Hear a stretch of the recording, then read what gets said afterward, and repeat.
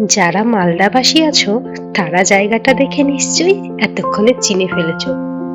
হ্যাঁ হ্যাঁ, শেষ পর্যন্ত আমিও চলে গেছি মালদার বিখ্যাত পিআরএম সেন্টার পয়েন্টে। একটু মন ভালো করার জন্য তিনজন বেরিয়ে পড়লাম। তারপর আর কি, গিয়েই প্রথমে মেয়েদের সব থেকে প্রিয় জিনিস মেকআপের প্রতি নজর। কিন্তু সব জিনিসের এতই দাম যে সেখান থেকে আমরা এক প্রকার পালিয়ে আসলাম। তারপর ঢুকলাম জুডিওতে। সেখানে একটু ঘোরাঘুরি, একটু ড্রেস দেখা, এইসবই করছিলাম। তবে আমার কিছু কিছু ড্রেস ভীষণ পছন্দ হয়েছিল, কিন্তু জানি না কেন জুডিওর কোনো জিনিসই আমার ফিট হয় না, সবই আমার বড় হয়ে যায়।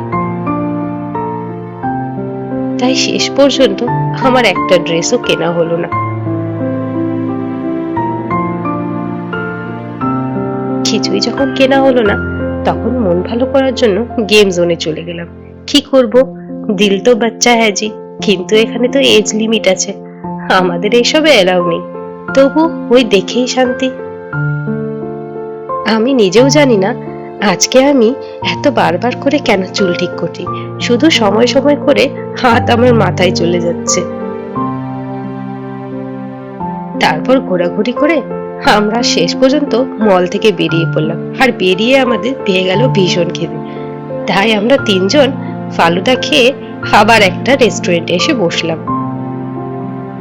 আর তিনজন মেয়ে যখন একসাথে, তখন গল্পের ভান্ডারের কোনো শেষই নেই।